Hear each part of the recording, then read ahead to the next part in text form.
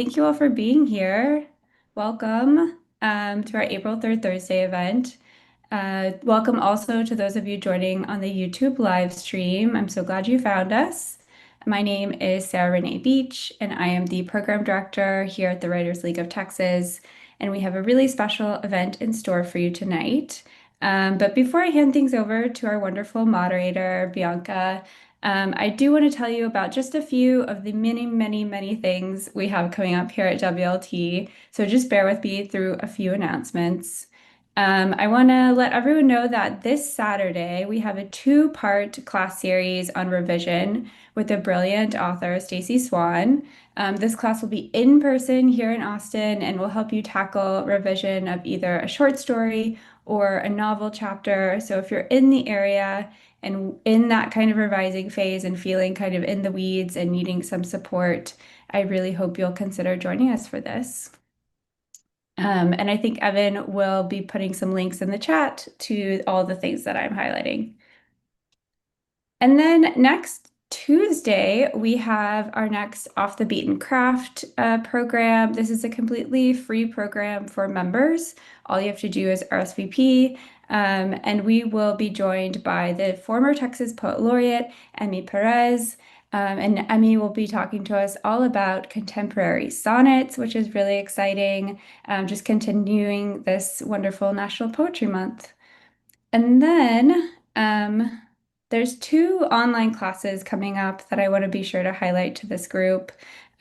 We have next Wednesday, Henry Lien joining us again to talk about nonlinear structures from non-Western storytelling. So just kind of opening up what's possible in storytelling structurally. Henry wrote a really fantastic craft book on this topic, so he has a lot of wonderful insights to share. And then we are very lucky to be joined by Ariana Brown next month, who will be teaching a poetry class for us. This may even come up tonight, but writing scenes in poetry can be quite difficult. And so Ariana will help you steal techniques from fiction to write more grounded and cinematic poems. I think that'll be a really, really cool class. And then we are somehow just a few months away from our 31st Agents and Editors Conference. We have an incredible lineup of agents and editors and authors joining us for this weekend-long event. It's a chance to meet writers, to learn more about the publishing industry, to actually pitch your work to agents and editors one-on-one in meetings.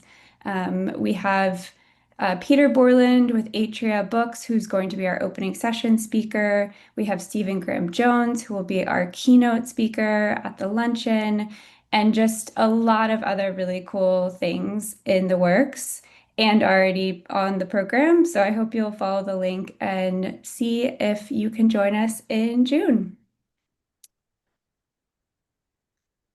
And next Third Thursday program. If you want to go ahead and RSVP for May, we will be talking about hot topics, pop culture, and fiction. And as always, our Third Thursdays are completely free and open to anyone, anywhere. So I hope you will join us again in May.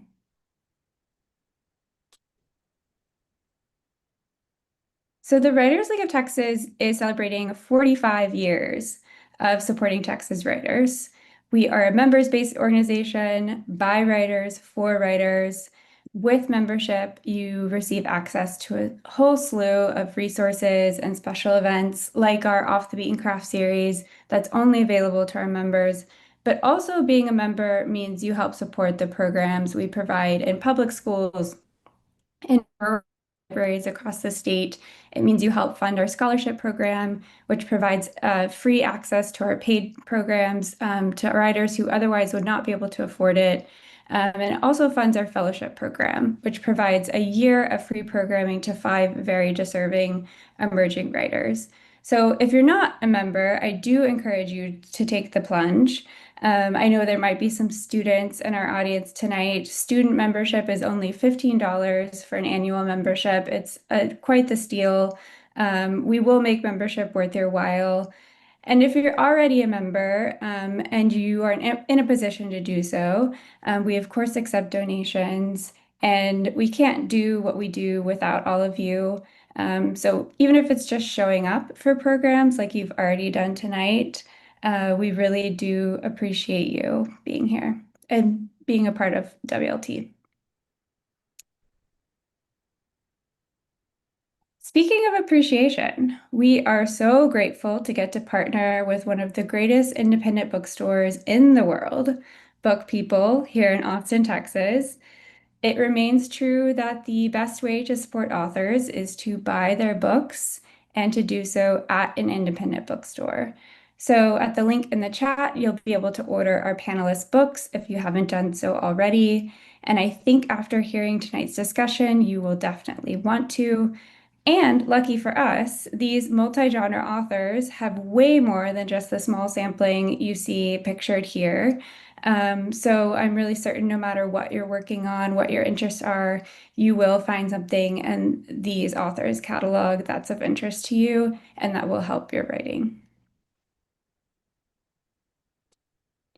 And finally, thank y'all for bearing with me.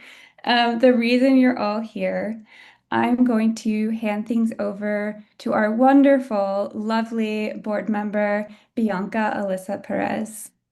Yay. Thank you so much, Sarah. Thank you. And yeah, as you all can tell, there's a lot going on at Writers League. So I hope that you can come and join us to more things. So yeah, I'm honored to say that I'm a board member of Writers League of Texas, and have been for the last year and a half or so. I am coming at you live from Seguin, Texas, a small town kind of like 45 minutes away from San Antonio, an hour and a lot of traffic away from Austin. And I am so excited to be in the same room with like, I'm like fangirling right now. To be in the same room with these brilliant poet writers who I will introduce to you in just a little bit. To explore the joys and challenges of switching from poetry to prose and back, maybe even mixing them a little bit. Who knows? We might get crazy.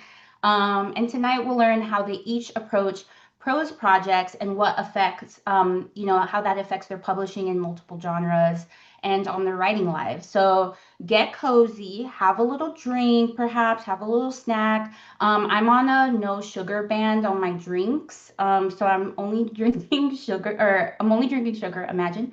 I'm only drinking water. But you know what? It's good. It's good. So cheers to everyone out there. Okay, so first up, we have Leticia Urieta. Leticia is a Tejana writer from Austin, Texas. She's a graduate of Agnes Scott College with a BA in English and creative writing, and holds an MA in fiction writing from Texas State University. Her chapbook, The Monster, was published in 2018 from Libro Móvil Press. Her hybrid collection, Las Criaturas from Flower Song Press, was a finalist for the Sergio Troncosco Award for Best First Book of Fiction 2022 from the Texas Institute of Letters, and a finalist for the 2024 Next Generation Indie Book Awards for short story collections. Leticia's chapbook, Offerings to a Tumble Temple, is out now from Purple Ink Press, and her dark fiction collection, The Remedy is the Disease, is forthcoming in May 2026 from Undertaker Books. I've also just want a little plug in. I've been reading The Remedy is the Disease because I'm honored to have Leticia in one of my podcasts coming up soon. And it is so good, Leticia. You have no idea. I'm so excited to talk to you further about that. And then we have Vanessa Angélica Villarreal. She is the author of Magical Realism, essays on music, memory, fantasy, and borders, long listed for the National Book Award and the National Book Critics Circle Award, and Beast Meridian, recipient of a 2019 Writing Award, a Kate Tufts Discovery Award nomination, and winner of the John A. Robertson Award for Best First Book of Poetry from the Texas Institute of Letters. She is a 2021 National Endowment for the Arts Fellow and holds a doctorate in English Literature and Creative Writing from the University of Southern California in Los Angeles, where she lives with her son. Um, Nice to have you, Vanessa. And last but not least, we have Taisia Kitaiskaia is the author of 4 books, The Nightgown and Other Poems, 2 volumes of Ask Baba Yaga Advice. I love that book. And Literary Witches, a celebration of magical women writers, a collaboration with artist Katie Horon. Her fiction has appeared in journals such as McSweeney's, A Public Space, Virginia Quarterly Review, and American Short Fiction. Her story, Edgeland, was chosen by Lauren Groff for the Best American Short Stories 2024.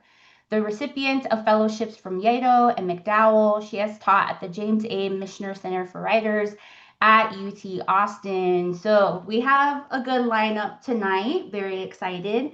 So what will be going on and how we'll kind of like structure tonight is that I have questions that are kind of geared towards all 3 of our writers here. So feel free, you 3 to kind of like switch off who wants to answer first or second or third, whatever feels comfortable. And then I also have individual questions for each writer. And once we're at the end, we'll have questions or time for audience questions in the chat. So all of y'all in the audience, be thinking about, okay, wait, this question hasn't really come up yet. I think I want to ask this question. And we'll save that towards the end. Sound good? Yes, I'm excited. So first question up. So, what's called y'all towards prose in your writing life? Or what do you feel prose has asked for you that poetry hasn't?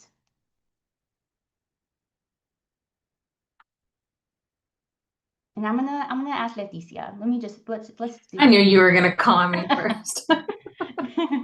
I was thinking about this, obviously, but yeah, I think for so when I've been writing poetry and fiction and prose since I was younger and never really felt like one took precedent of the other until I was getting my MFA and had to kind of choose a track, right? Mhm. And that was fiction, but I've always written poetry. It's always been part of my process and my heart. Um, and so when I was thinking about this question earlier, the idea that poetry is a space where I go oftentimes when I have more like questions than I do answers Mhm. is, if that makes sense. So it's like a container that sometimes like is, a breath or an image or a kind of a moment that I can explore versus if I'm in a short story or working on a longer novella or piece, oftentimes that's about, speculating or building connections between characters. And so, the story can have more room to breathe, can have a little bit more space to ideate. And I think that poetry does that too. It's just how that looks is a little bit different. Mhm. I can go. Yes, please. I think poetry and nonfiction and fiction to another extent, in a different way, are just different modes of truth telling. One of the ways that I kind of went into magical realism was thinking of the word in Spanish for essay, which is ensayo, and that is to practice. In English, Maupassant wrote about the essay being an attempt. You're not actually, so I think like when we think about essays and writing nonfiction, we think about like the 5-paragraph paper that you have to write for English classes and, making an argument and these like formulaic ways of writing, when in fact you are entering a long dialogue with other writers in the history of letters, and you are engaged in a thought process that you engage with, like reading other writers who have contributed like their way of seeing the world to us as readers, right? And so all the essay is inviting us to do is attempt to join that conversation. My dad is a musician. He was a rock and roll en español musician, cumbiero, and he was always going to ensayo, like every day. It's just like, sitting around with other musicians in the garage, and it was just like the same song over and over again until they got the timing right, until they got the dance steps right.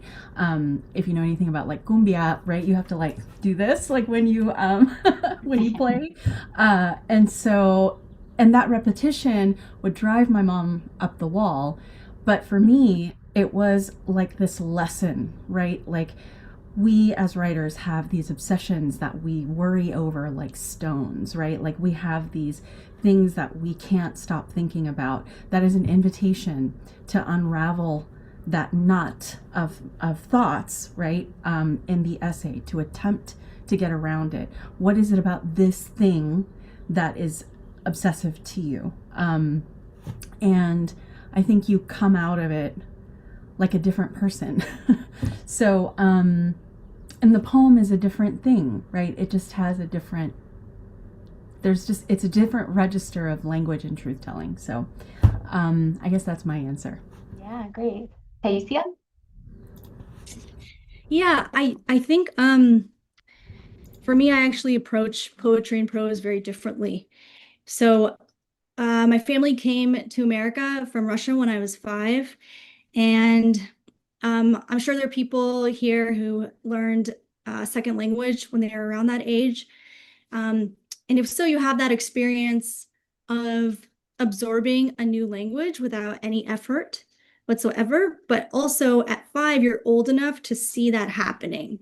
So it creates this very magical space where I would go to daycare one day, not know any words for any of the things on my lunch tray, and then the next day I would come in and I would know what the P's were. And it felt like English was this substance that came in from outside of human beings. It was its own wily, mischievous creature, and it had the power to transform the world. And so I think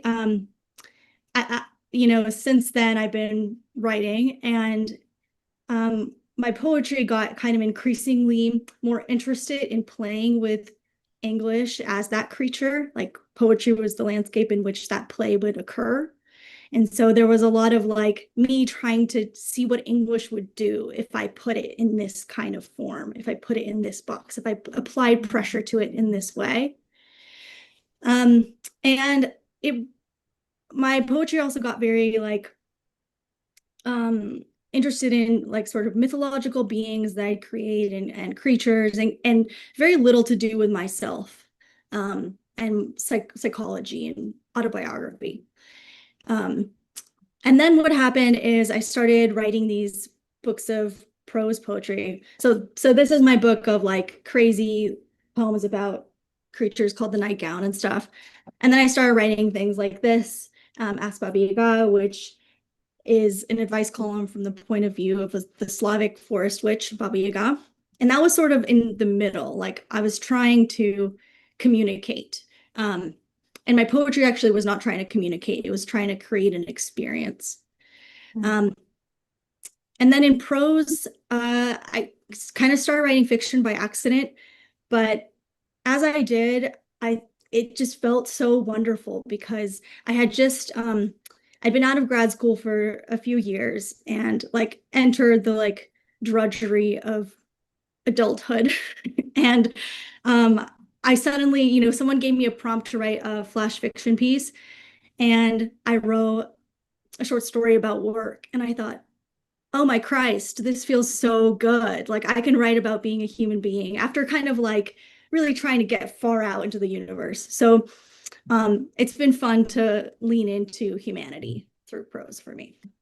Yeah, that's awesome. I love how y'all like are approaching this question of like, okay, what hat do you have to put on when you're writing fiction versus poetry? But it also seems like there's a lot of like code switching that happens like simultaneously as y'all, because you've essentially mastered the language of prose and mastered the language of poetry, and then now y'all are able to kind of like go in and out and weave in and out of both of these two languages, so to speak. And so I think that definitely adds to what you were saying, Taisia, about like what that could mean about the English language. Like, how far can you stretch it for yourself to see what beautiful things can occur? And maybe that's like creatures, or maybe that's like cultural, critiques like Leticia does, or even more so with Vanessa, right?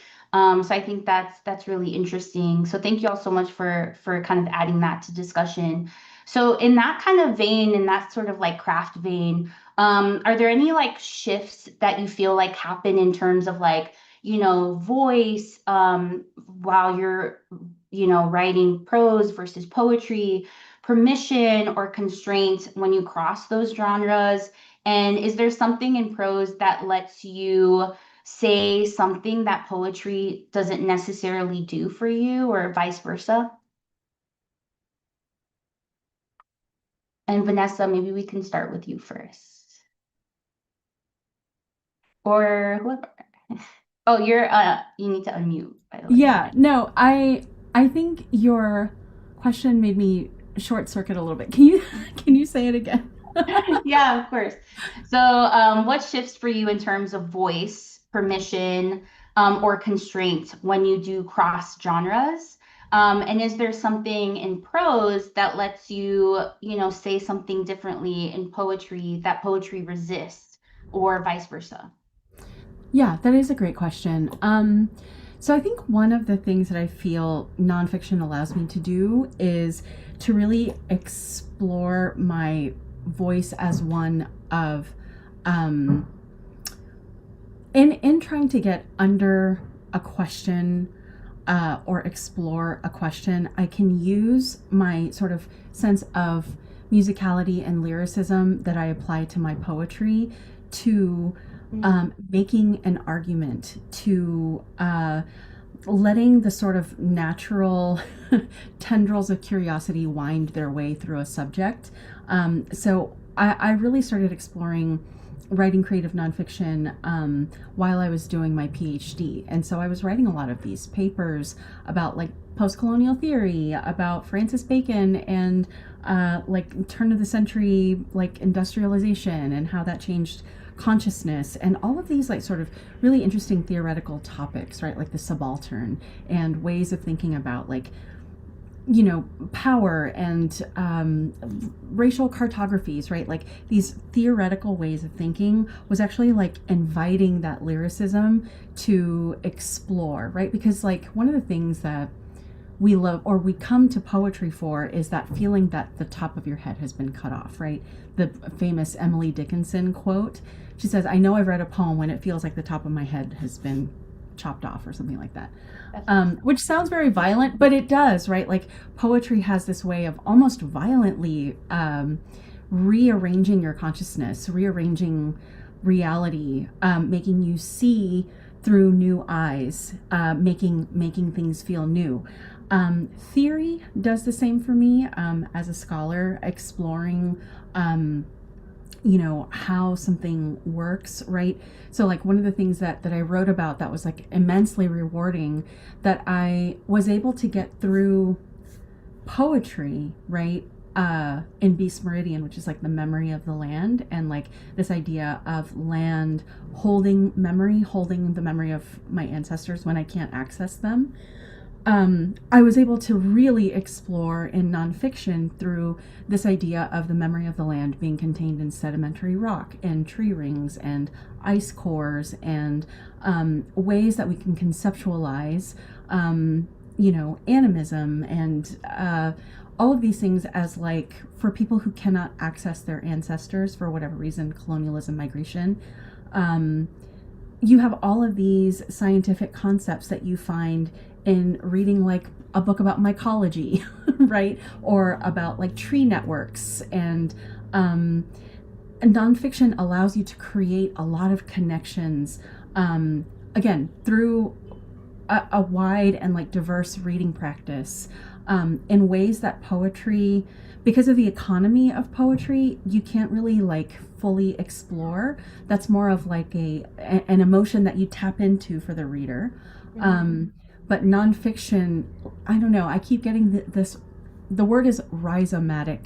And And that is like, rather than understanding something through a hierarchy, you understand something through a root system. And that, like, how an essay, rather than being like beginning, middle, end, introduction, argument, argument, argument, conclusion, right? It can be a lot more rhizomatic, right? And it can follow the synapses of your brain and arrive at a completely surprising end. And it's not even an end, right? It's just an invitation for the reader to connect in a different way. And so that's what I appreciate about nonfiction as a form. Yeah, as you were speaking about that too, I got the image of like a poem being like an apple on a tree, but then like creative nonfiction exploring the whole tree and its roots and the apple. Yeah. Um, so I really like that. I really like that metaphor. That helped me a lot. So I thank love your you. metaphor. I'm like gonna write it down. It's okay, we're ripping off of each other. It's good. It's good. Yeah, it's good. Leticia, do you have something to add? Sure. Yeah. I mean, I think similarly, the idea of a poem, kind of being this smaller container that can still contain huge ideas, right? And aspects of our lives. But sometimes I feel like I can come to a poem when my ideas are a little bit more disjointed and I'm trying to kind of find the thread, thread the needle, if you will. And it also, like, if I'm trying out a particular form of a poem or looking to make something visual or bringing in different sonic qualities to a poem, like oftentimes my poetry starts with like an image, and so that's what I kind of go to. Then I think almost that those poems are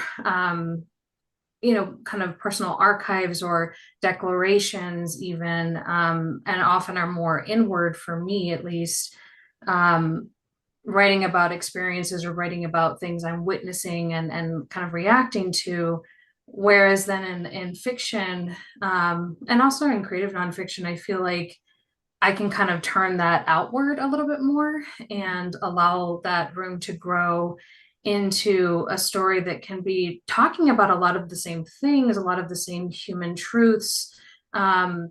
But I can layer in a speculative lens, right? Or I can layer in horror, I can layer in fantasy, right? Or these other elements to um, to explore like how this particular experience might be for these fictional characters, right, that are maybe struggling with this. And it also allows me to be able to like look outward beyond my own perspective, while like respecting how I might bring in someone who might see this in a completely different way. So those are, I think it's just like different possibilities. Yeah, and different connections that can be built in prose. Whereas, like, yeah, I think you mentioned also before, like poetry kind of being that like pinnacle of emotional connection, but then Mhm. the prose being able to then create some connection with like characters and storyline and stuff like that. So thank you. Taisia? Yes, so I just finished a novel Okay, and congrats. Just thank low key you. chill. Like I just finished the novel. Well, what I've learned is you're never done. So like Hmm. one day I'll text my friends, "Oh, I finished my novel," and everyone celebrates. And the next week I'm like, "I finished it again," because I like did my agent's revisions. And this will go on for years. We'll But celebrate you every step of the thank you way. so much. Thank you, Bianca. But what I've learned about the novel is that it's a pretty ravenous beast. So you can kind of like there is a limit, I'm sure, to how many things it can eat, but it can eat a lot of things. And sort of the more you feed it, the more glorious it gets. And in Matt Bell's book, Refused to Be Done, about writing novels, which is quite good. Um, he has a quote in there about something like the incomprehensible abundance of your novel. Mm. So it's such a different vibe, right? From the apple. When you write the apple, you know exactly what it is. You know exactly how the light catches on it as you twist it, and you love that. And with a tree or with a ravenous beast, you don't know, you can't even like wrap your arms around it. Like you forget about, I forget about like 1/3 of it. I forget about like this whole character. I forget about like, a short story within the novel that I wrote. And that's a pleasure. And it also, I think, can eat mediocrity better than a poem, because if you have a mediocre line in a poem, everyone will know. If you have a mediocre sentence in your novel, it'll be fine. You could even have a middling paragraph, and we'll all forget about it, probably, unless the New Yorker is like, and then yeah. So I would say it's about how much it can eat. Yeah. It's almost like there's like that makes me think like, and also with Vanessa saying of the economy of a poem, like there's more at stake almost in a poem than in prose, and that kind of adds like an intensity that perhaps prose doesn't necessarily have. Not that that makes it any lesser than a poem, but it's just like changes the dynamics a little bit between like the writer and the reader and whatnot. Um, so, is there a line or a passage that you wrote in prose that secretly started as a poem, or maybe something that started off as a poem and then kind of built its way out and became a prose piece? I can do this one because it's a no. I'm very goal oriented. So when I sit down, I'm like, this is what I'm doing. I'm very project based. So I'll pass it on to more beautiful things. Mm. Well, I can speak to this a little bit because, Vanessa, you were talking about the way that we often kind of ideate and like obsess over images and like ideas as writers. And in my poetry chapbook, I'm writing a lot about chronic illness and also like the relationships that we have to like the medical system. And so there's a couple of images and like poems in there that are playing with the idea of blood. Sorry, trigger warning, content warning, for that have been like needles and things like that that are uncomfortable and also often feel invasive. And I was noticing that then like when I wrote the forthcoming kind of horror collection, I wanted to then like explore like what my blood, sorry, that means to me, what that personally means to me to have to give that away to other people, but what would that look like if blood had its own voice? Yeah. Especially if it became like the Blob, which is kind of what was inspired that story in that collection. And so in that way, I was using a lot of like experimental lyrical conversations to like do something, probably the weirdest of the stories in that collection. But yeah, that's kind of how that through line occurred. Interesting. Yeah, I love that context too as I'm like reading through like the your newest collection that's coming out in May.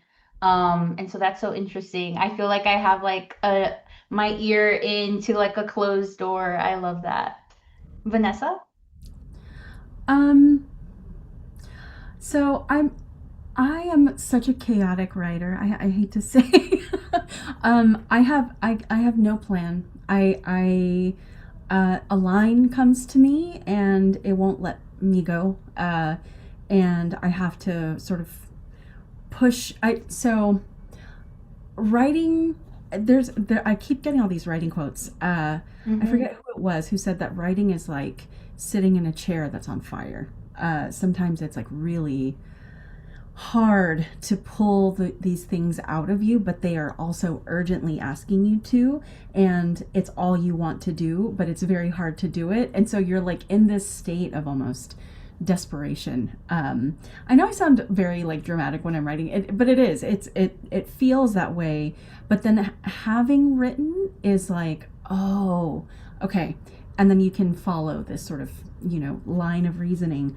With poetry, I think a line comes to me and then there's like a swell and it's more intuitive than any other kind of writing I've done.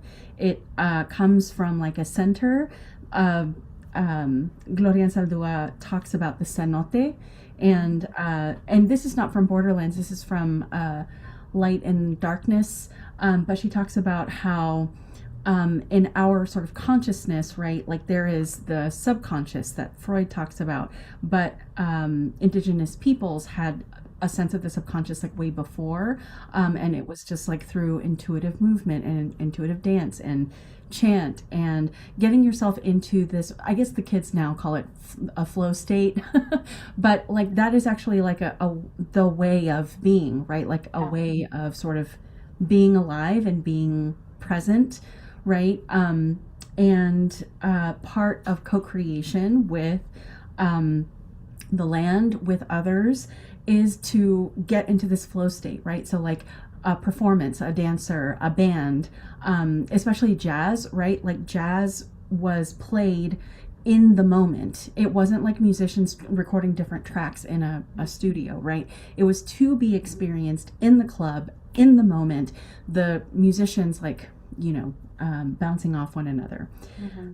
That is a poem for me, right? It is a sort of swell of a moment, and whatever comes up comes up, and to revise it too much, I like that is a sacred thing that has come out of you. With nonfiction, it's kind of the same, but it's a little bit more cerebral to me. And so I think like I can apply poetic lyricism to nonfiction, but it's a much longer journey. Mm-hmm. The poem is that momentary, like, that jazz moment. So yeah, I hope that makes sense. I'm sorry. Yeah, no, I love that. You got into a flow state with that answer as well. And I think that leads us to our next question even, where, because y'all's prose often feels so lyrical, I was really curious with like how you all as writers, how do you know when a piece wants to remain a poem versus when a piece wants to maybe expand a little bit more outward and wants to connect with those roots, right, into a prose piece? And maybe, Vanessa, you spoke a little bit on this as well, but like the craft elements that you're bringing to both genres, that maybe might overlap with both poetry and prose or might be completely separate. I don't know. What are y'all's thoughts on that?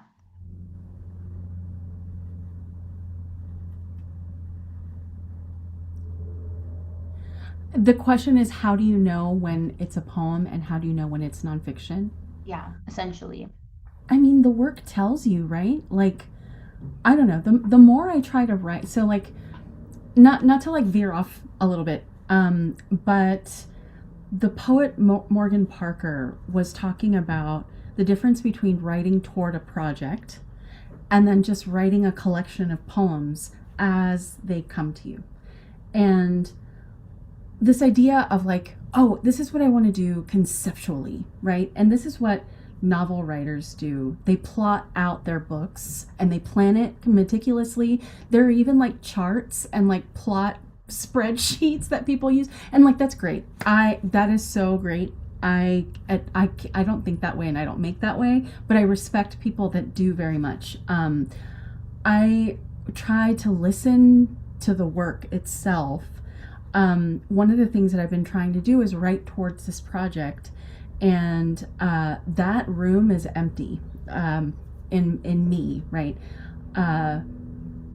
Whereas there is work that pushes you, and the work itself, I consider it as a kind of living thing, and it tells you. If you pay attention to the work itself tells you what it is and what form it needs. So that's my take on it. I don't know if that's true for everybody else though. So. Yeah, I'm interested to hear what everyone else thinks about that.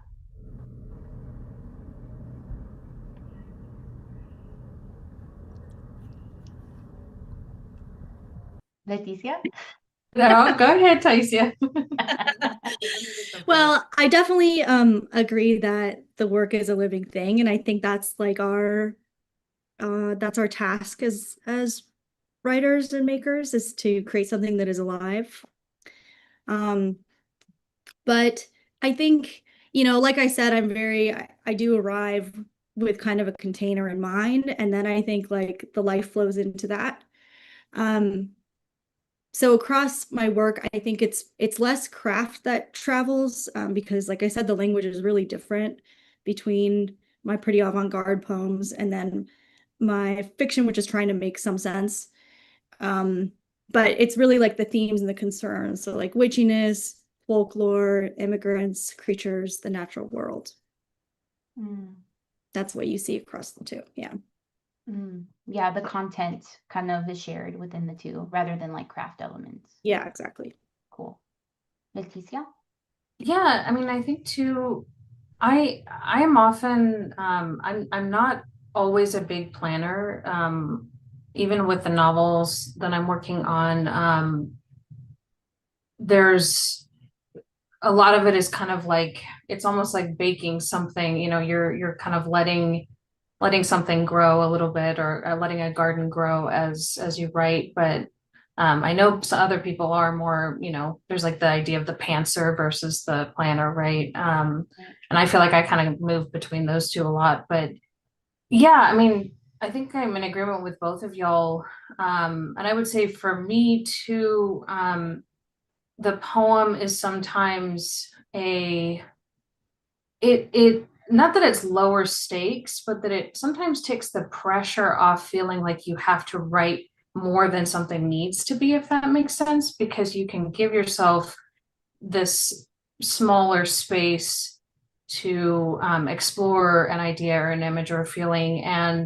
Um, and it's almost like sometimes the poem will, you kind of start to feel out where the last line is, because it's almost like you're about to walk over a cliff, right? Or like the sidewalk had to be a Silverstein because problematic, but like like the sidewalk literally is kind of ending at that last line or something, and you're like, okay, I think I've said what I needed to say about that. Whereas then, like, I've been writing and reading and like I have way too many projects going right now, but thinking about eco horror and speculative fiction is kind of where a lot of my work is going right now. And so sometimes those stories that are very different from poems are speculating about kind of the what ifs of a particular mycelial network that I'm learning about, or all these different, like things that are grabbing my attention, that then I have to put the feeling into. I have to explore, like, how does that connect to a story? And that feels very different than creating a poem, which is a poem is coming with its own emotion, its own stakes, if that makes sense. Yeah, that makes sense. And I think from like what I'm gathering from y'all's answer to this specific question is that it's kind of like if you are a writer that is interested in kind of like towing the boundaries between like different genres, and you're kind of willing and even excited to go to write poetry, write prose, write CNF, write fiction, that you also kind of have to be open to like blending all those things together almost, and just kind of like feeling it out, because as y'all were mentioning, like it is kind of this living thing, so you can't put too much constraints on it. So that's kind of like what I'm getting as myself, like as a writer, I'm like, I think I just need to let the piece tell me what it needs to tell me, and I shouldn't put too much pressure on it. So thank you. I think that also takes off a lot of pressure for me as a writer. Um, so Vanessa, this question is specifically for you. So in magical realism, you blend like criticism, memoir, cultural analysis. So how do you approach structure in prose when you're holding so many threads or so many roots, right, at once, to use your metaphor? And like essentially, how do you think about structure in your prose?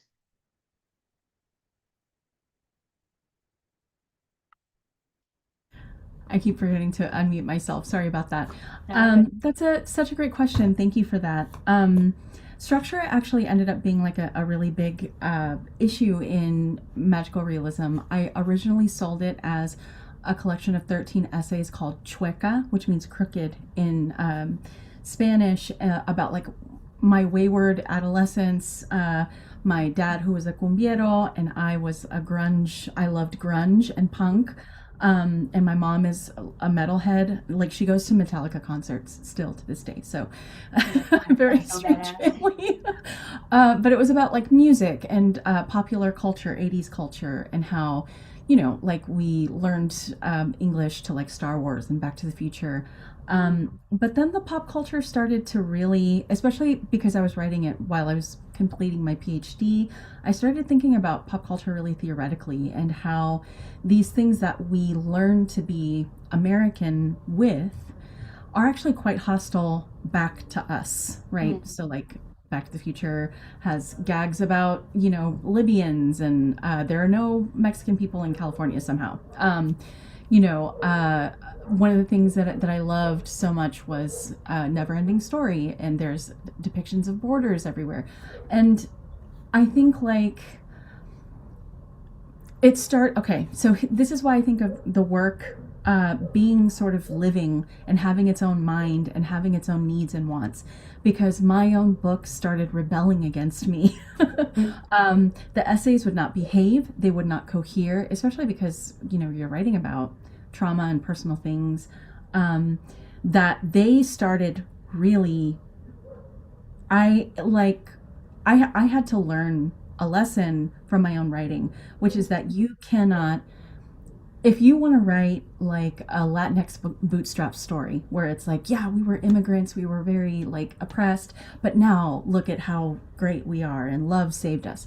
Um, you the truth will rebel against what the publishing industry wants, what a good story is, how an essay should behave, what the reader expects. And so I started coming up with all of these things that needed to be said, because my personal philosophy when I write is to write toward the difficulty and to make a mess and to write until you don't understand anymore, because you have to tell the truth as it is.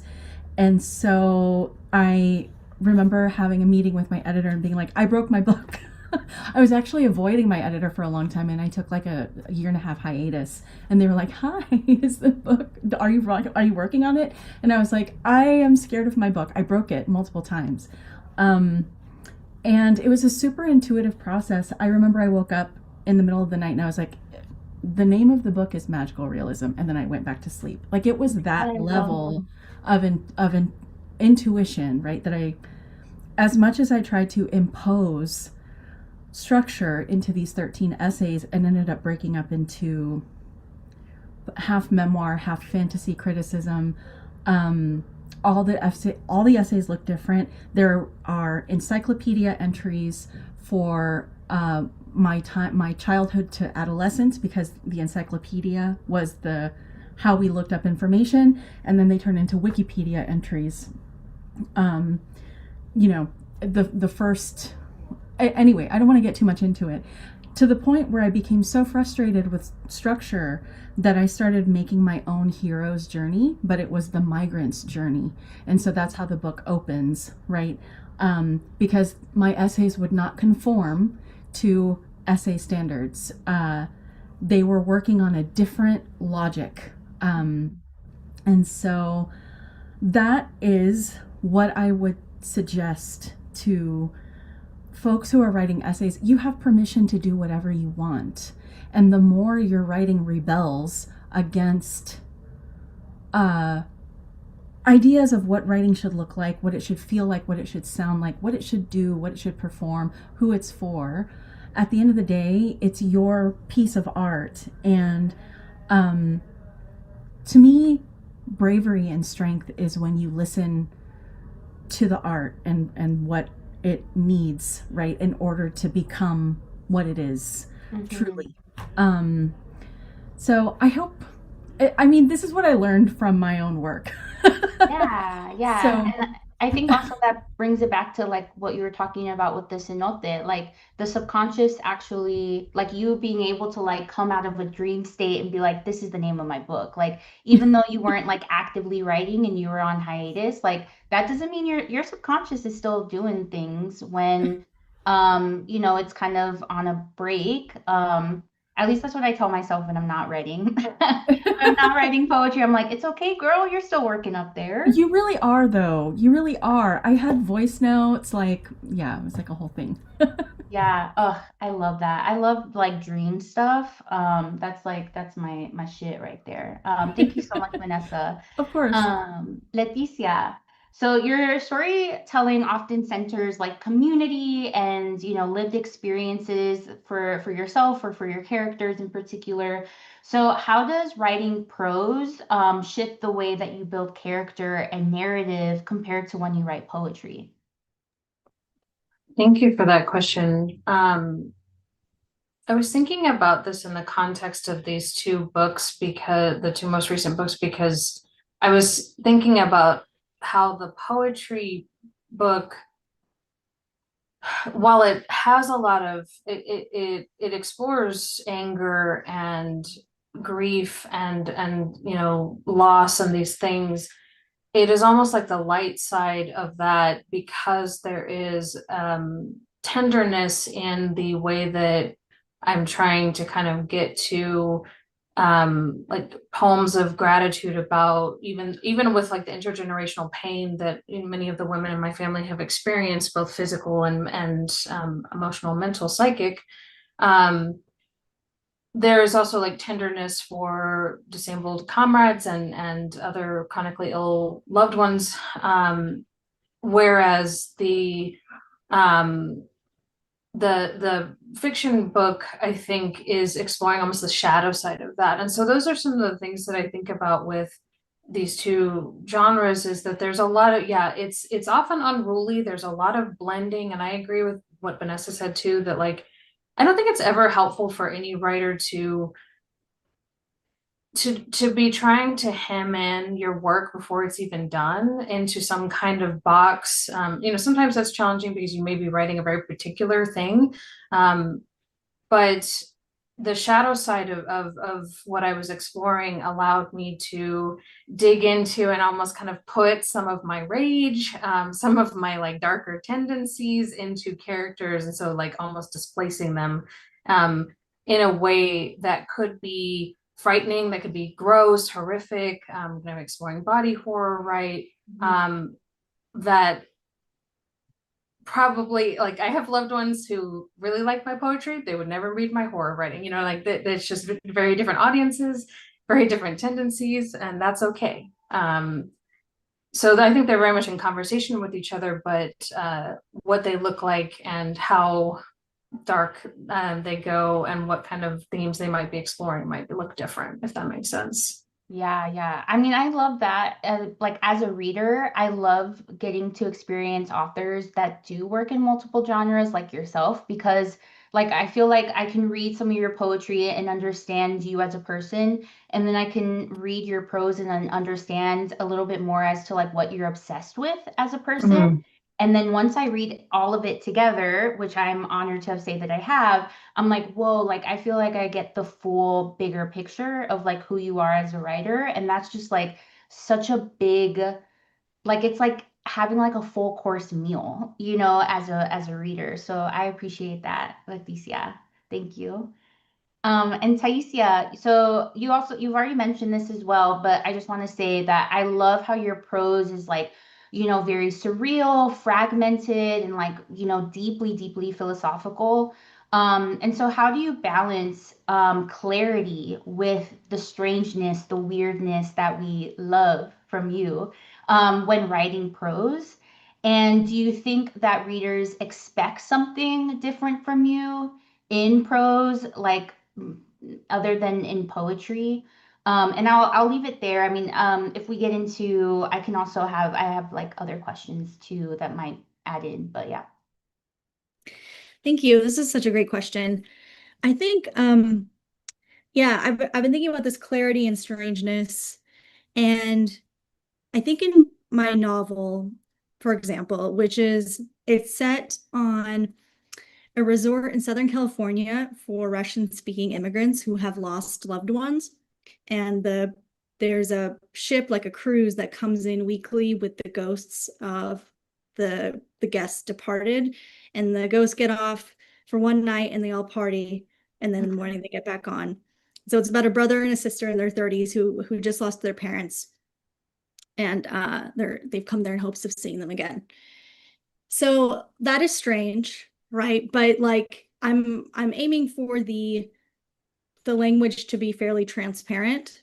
Like in my poetry, I wanted my language to be kind of like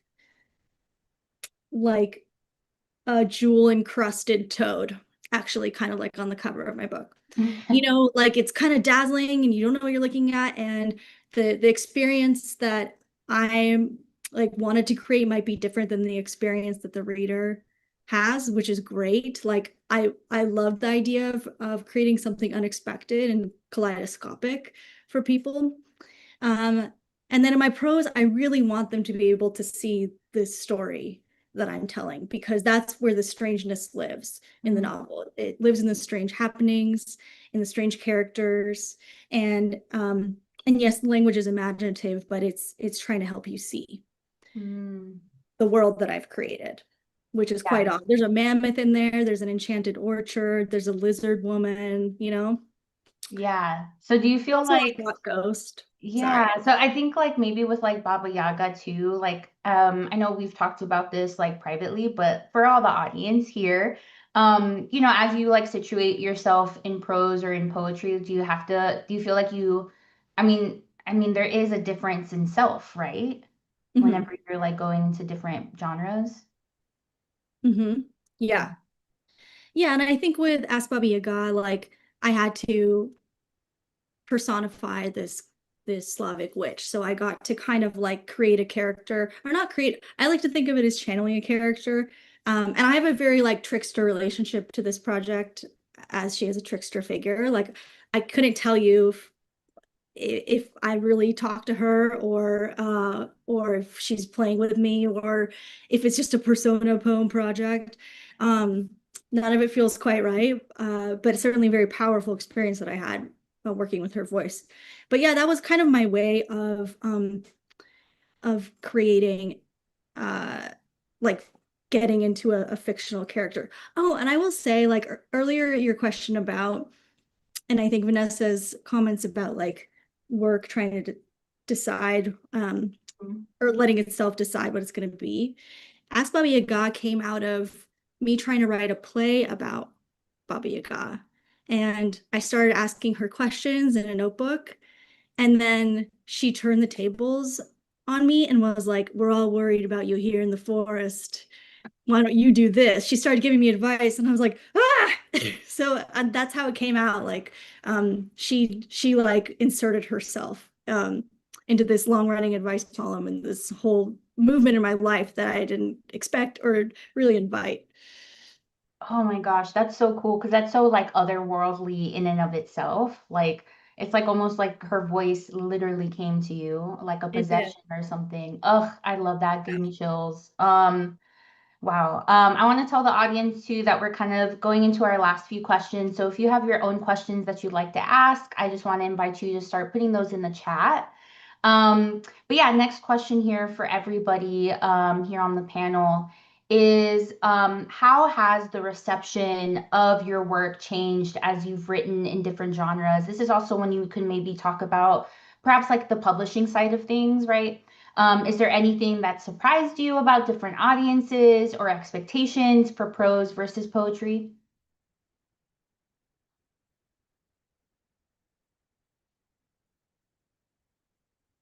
Who would like to start?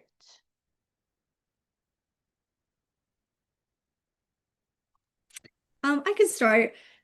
I think when I was only a poet, and it's been a while since I've written poetry, but when I was just a poet, I had this feeling that fiction writers were like mercenary sellouts. I was like, those motherfuckers, they just care about money. Um, Little did I know that if you like tallied it out, it would be like 50 cents an hour pay rate. So I think like I had this idea that like going from poetry to writing prose, like something that would get you a mainstream publisher would just be like this huge like jump in audience. And I haven't published my novel yet, but I have these other books that we've been talking about that are sort of in the middle. And I will say it's just not that big a leap. um, you know, I don't know. I will say like I do have an audience now that is like more than just like my little poetry community, and that feels like special and different and not something I expected. I was like when I was just a poet, I was planning to just like go to my grave like writing poems for my 4 friends. So that is something special, I think, that if you can go outside of poetry, if you have that fortune or that interest, you can reach people Yeah. and still carry your voice and your imagery, right? For me, that's what really carries through between my poetry and prose. And that is special. And I don't, even though I don't think has like been the like crazy success that I like thought of my little MFA mind. It's still really special. I'm grateful for it. That's great. Can you say the question one more time, Bianca? Yeah, of course. So, how has the reception of your work changed as you've written in different genres? Is there anything that surprised you about different audiences or expectations for prose versus poetry? And then, if you wanted to like speak on like perhaps like publishing in particular, one genre versus the other. Sure. So I think I actually kind of want to speak to this idea that okay, I think when I started out as a poet, I was resigned to like a life of obscurity. I was like, I don't know, I have to do this. This is how I have to be in the world, and if that means that I have to live this life, however meek it is, great, fine.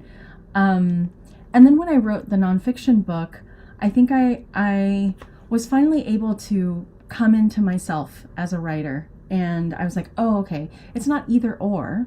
It's there's a question also that I wanted to ask, and I feel like I can kind of answer it, which is the difference between poetry, prose, essay, flash memoir.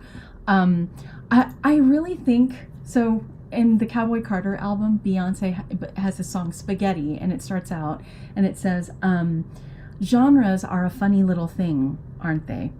And you know, it deals with her like being a Black woman and doing country, and like people kind of like keeping those two things separate, like that, you know, Black people aren't supposed to do country when actually it was born in Black culture. It is the product of many cultures coming together. You know, I actually think indigenous vaquero culture is a huge part of country as well, right? And so like I think like genre is actually an invention of capitalism. It is an invention of publishing. What you should be doing is embracing the utterance that comes out of your body in the form of language, and that is actually our most ancient birthright.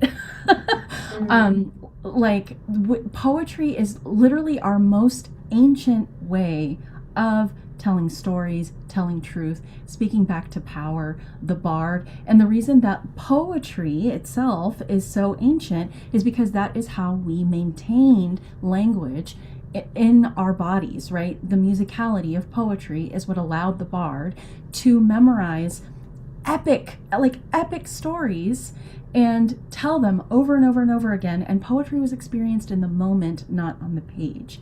And somewhere along the line, like these things started to become separate ways of communicating. And I resist these ideas of genre at their core, right? And I actually think like that's what allows AI to generate creative writing, right? Because you tell it to write a novel, it knows what a novel looks like because it has many examples to copy from. But like A tax statement, you can write a poem with that. A glossary is a form that can be exploited and changed and appropriated and messed with to like tease out, right? Like there, to me, there is no difference. It's just what the language demand, the form that the language demands. So the reception. So basically, to get to the reception part, is that uh, I I think that what nonfiction allowed me to do was to understand my work and understand others' work as part of this larger project, and this larger project of like capturing what it means to be alive. Mhm. And in terms of like professional reception, I don't know. I have no idea. I try not to look at Goodreads or anything like that. I just try to listen to readers, and I think I make sense to some of them. So that's good. That's a win. That's a win. Yes. So anyway, I hope I answered the question. I don't, yeah. Yes, you're good. Yes, thank you. Leticia? This resonates a lot with me because before I even published anything, I was printing my poems and like weird little missives in zines and trying to sell those at like zine festivals and stuff like that, because people, I would go to open mics and people would be like, where can I get your book? And I'm like, I don't have one, but here's this like thing I made, this like collaged, like self-printed thing I did at Office Max or something.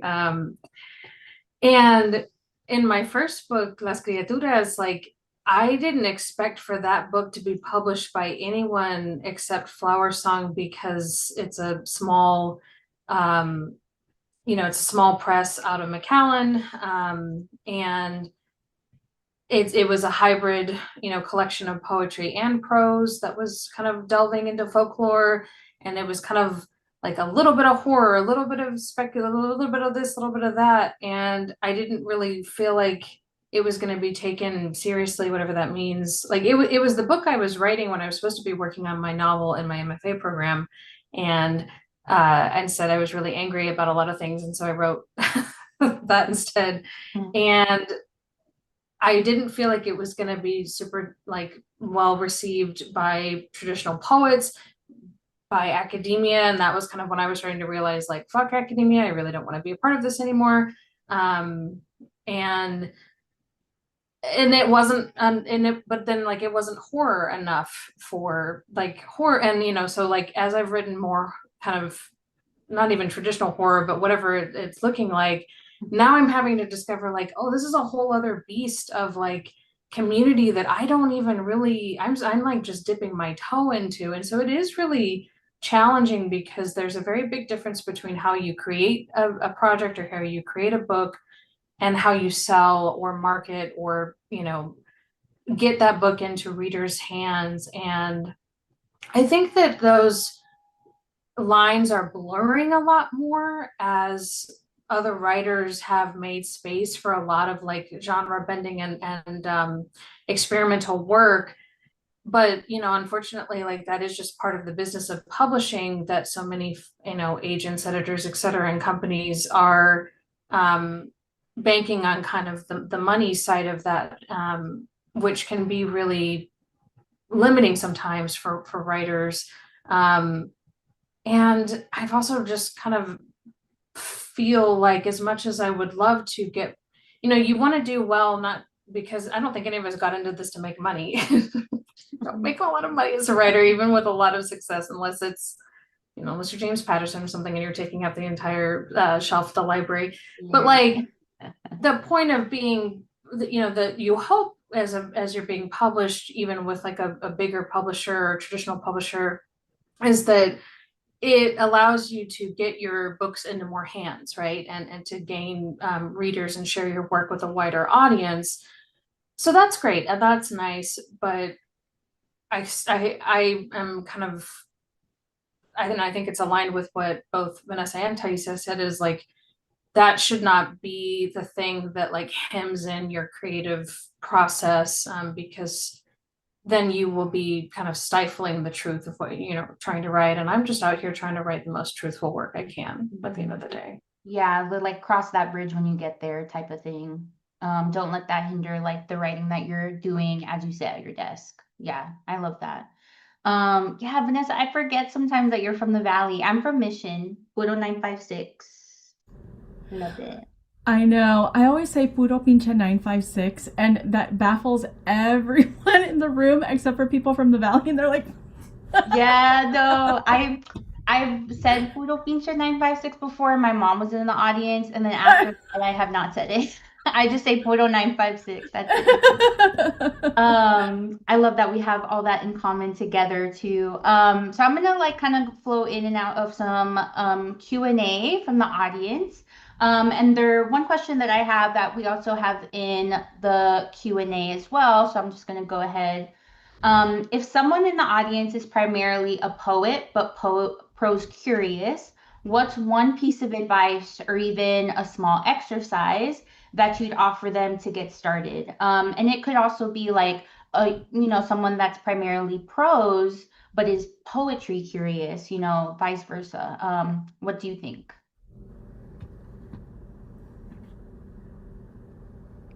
I can start. Mm-hmm.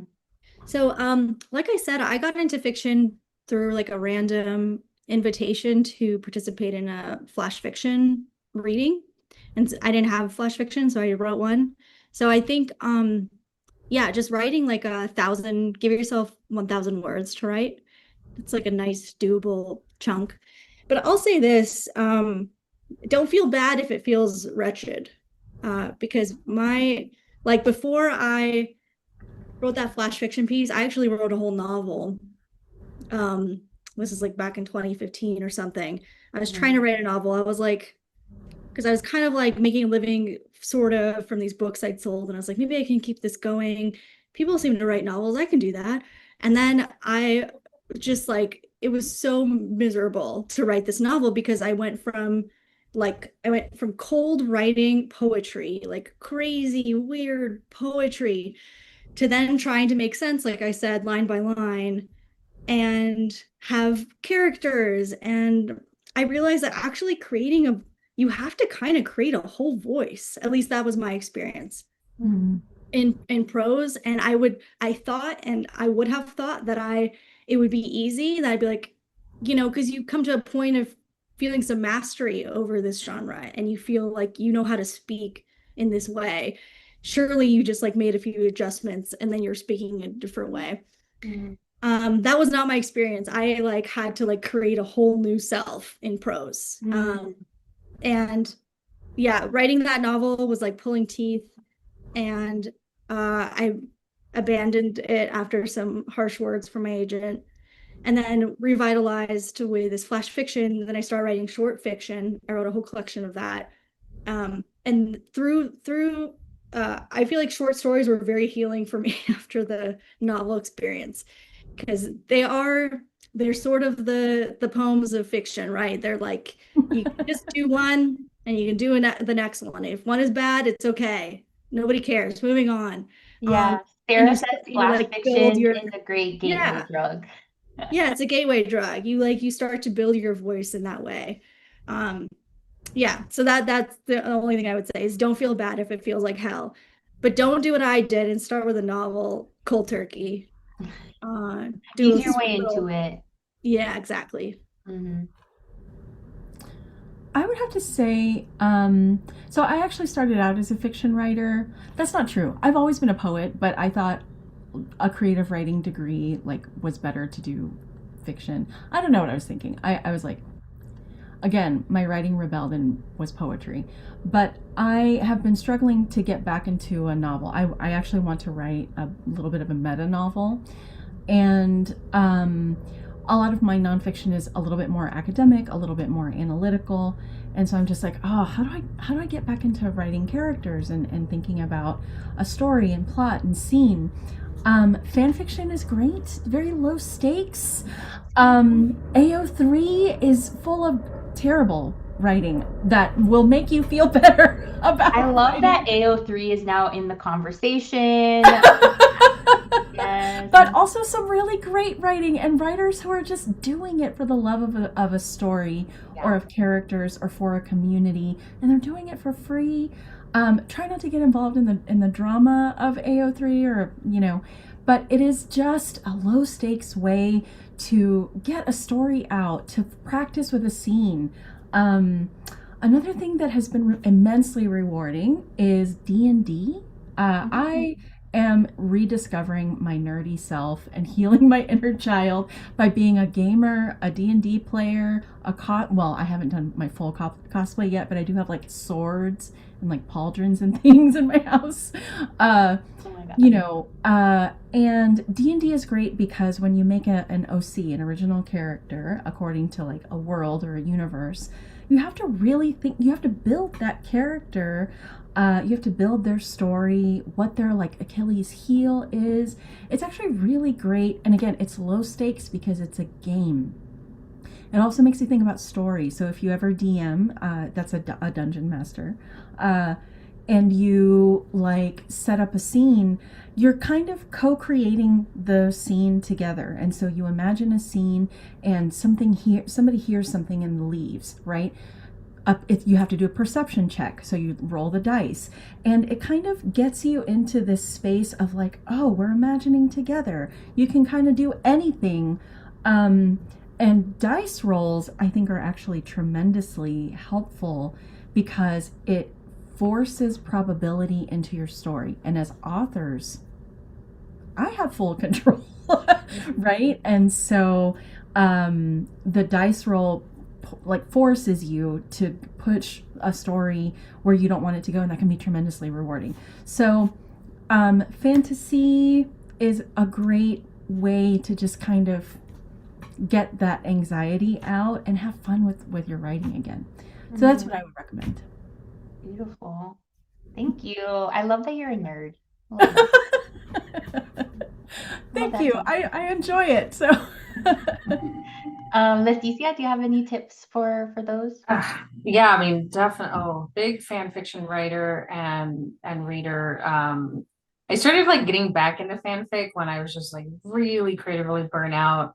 And yeah, I have done some RPGs with my friends because I found like D&D to be a little bit intimidating, but like also if you're wanting like inspiration, I cannot recommend, I talk about this all the time, but like I cannot recommend Dimension 20 on Dropout TV. It's so good. If you want to see like just how chaotic storytelling can be, I feel like it really like inspires me to be my more chaotic storyteller. So just love that. I would cancel all my other subscriptions just to have Dropout because it's all improv, right? And so like I think I've spoken to a lot of friends too who play improv games sometimes as tabletop role playing games. Oh, that's awesome. But yeah, like I know so many friends who use video games to reconnect with their creative side, who who obviously are also like get into comics, who are sorry, I lost my train of thought for a second. Yeah, tabletop role playing games. Where was I going with that? Well, anyway, like getting into kind of some of these other types of storytelling that take some of the pressure off, and then like definitely going into like stories. I love the idea, Taisia, that you said of like flash fiction as kind of the entry point. And when you're thinking about like from poem to flash to short story to novel, if that's like the trajectory you're going for, you have to think of it almost as though you're training for a marathon, right? Like you're trying to build the stamina of storytelling in some ways, and that can be hard, but then sometimes you write a short story that then you're like, oh, actually this might be a novella, this needs more room to breathe, I want to keep this going, and that can actually like propel you into some of those longer works. I'm working on a graphic novel script that started out as a short story, and I was like really kind of coming up against the story, and I could visualize it so well, and I am not a visual artist, but I started drawing it, And then I was like, oh, this is a graphic novel. And now I have to rewrite this entirely because graphic novel scripts are not like short stories. So, you just don't really know. But being able to try out a lot of these nerdy activities, I think can really like help you. And then if you're also like a prose writer who's trying to, on the flip side of that, get into poetry, I think it can be really fun as an exercise to write a poem in the voice of a character. And like when I was working with Austin Batcave, as a creative writing nonprofit in Austin, some of the things we would do for the D&D camp that we had every summer was have them write letters to one another in the voices of their characters, right? So like that can be really fun too. Yes, I love that. Just tap into all the things. Why not? So in the last like few minutes that we have here, I'm gonna ask y'all to hold perhaps two types of questions in your hands and see which one you feel drawn to. So we have a question from Stephanie. I'm curious what each of you think the difference is between poetry, prose, and essay, or even flash memoir, since there's quite a debate. And the other question, on the other hand, is how do you keep yourself from obsessing over the line level quality of your sentences in prose? This is a question from Sarah. Poetry begs for every word and punctuation to be called into question, which can be prohibitive when writing prose. So, do you have any tips for tapping into a flow state in prose that lets you get more words down and let yourself come back to the lyricism of the line? Or do you just accept that drafting slowly is okay? Can I answer that one? Actually, that one like struck me right in the heart because I really know what that feeling is like. I have worked. I mean, I remember taking a picture on Instagram and being like, I have worked on this sentence for 4 hours. That's not normal or okay. I think it was like 2 sentences. Because you can become really obsessive about musicality and rhythm and sound and how can I make this more economical. It's like the poet trying to, I don't know, get under the prose or something. And then there are times where it kind of pours out of you. And I don't think that's something that you can discipline your mind to do better. I think that it's something about coming back to it. That stuckness, it might be something in your body. Like it might literally be like you need water so that the electrical impulses can push you through that sentence. Sometimes it can just be like you need a handful of almonds and you need to take a walk and step away from the work for a minute. And then when you come back to it, it's like, oh, this paragraph needs to be up here. Like, right? And sometimes it's a little bit of a bigger like structural issue. But the point is that writing is not just up here and like a competition with the page or something like that. It is bodily. It is relational. I think there's what I had to learn is that my environment, my health, my sleep, all of these things were contributing to how I put language together. And in order to reach that flow state, there also had to be a trust that I had with myself as a writer. So body, taking care of the body, taking care of your environment, and just trusting. Like, I think that slowness is a lack of trust in your work or in yourself or in your voice or in what you're doing, and you're letting doubts creep in. And like, who are you perfecting it for? It's just you and the page right now. So I am stuck in so many ways, and I just wanted to like give that advice to someone who might be kind of in the same place I was. For me, sometimes it's literally just water. You might just need water. So I hope that helped. That's a good reminder. Drink your water. I would say too, especially if you're working on a longer project that you're finding that you're getting, there's blockages for you. You're not sure where the next scene is coming from or the next like paragraph or kind of point that you want to make. There's so much about writing, like obviously the work of writing can be really solitary and confining, but like part of, I think, building the trust, as you're talking about, Vanessa, with yourself, especially like if you are dealing with imposter syndrome, right? But also like folks that are carrying a lot of trauma or distrust of yourself because of your relationship with your body or your health, all kinds of things, right? Like, um, having like making conversations with friends or writer friends who you can like really talk through an idea with. I mean, I cannot tell you how many times that unstuck an idea for me, and then I was like just literally with my notebook taking notes as we were talking. And I think we have to sometimes maybe break our brains out of the idea that you have to be doing it all alone, because writing is a conversation, and eventually it's going to be a conversation that that is outside of you when, if you put your work into the world. Mhm. Yeah, that was all really brilliant, y'all. The one thing I would add is, I found out through working on this novel that half the work of it is literally like making this colossal heap of words. And then the other half is keeping up my spirit because it's so discouraging and it's so hard because there's so many ways that you're bad at it all the time. There's like, oh, like you're bad at narrative structure, or oops, you're bad at this character and you don't understand them yet. And there's a character, it's embarrassing to you.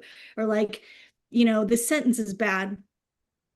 Which is why I would say that if perfecting a paragraph sometimes gives you life, that can also be valuable. Like if that paragraph is you demonstrating to yourself like, oh, I am a good writer and I can make the next paragraph this good. And but this is kind of from a larger point of view of like, I think to what y'all are saying, you actually have to become really in touch with yourself to, I think, be successful as a writer, because you have to be like mindfully aware of what you need and what is giving you like joy in the process and giving you encouragement. So whether that's like journaling about that, or talking to a friend, I think both of those are really good ways to figuring out like what is making you believe in yourself and in this project. And like, yeah, spend more time on that for a little while if you need to. Yes, I love that. And I think too, like, I think my biggest takeaway from all of this is that I think, yeah, just trusting the process, trusting the work that you're putting into yourself and into the writing, and just kind of like going with the flow. Don't put too much pressure on it. And kind of listen to yourself, listen to the work, and listen to the connections that are being made almost like simultaneously as you're writing. And that is a really beautiful thing. And one of the things that I love about being in conversation with other writers like y'all, like you all, where I'm like, oh, we're not in it alone. We're all here together. It's not a solitary act. I know it's not. So thank y'all so much for this lively conversation. And thank you to the audience, for kind of like sharing your thoughts in the Q&A chat and in the regular chat. Thank you to YouTube if you're listening out there on YouTube. And thank you to the Writers League of Texas for hosting this wonderful panel. Thank you. It was an honor and a joy. Bianca, thank you so much. That was wonderful moderation. Thanks for taking care of us. Oh, This it was was so my honor. fun. Thank It you was all so so fun. much. Everyone Thank is so you. brilliant. Really appreciated it. Thank you so Enjoy. much. Have a good So night, much. everybody. Besitos. Thanks. Bye. Take care. Bye. Take care now.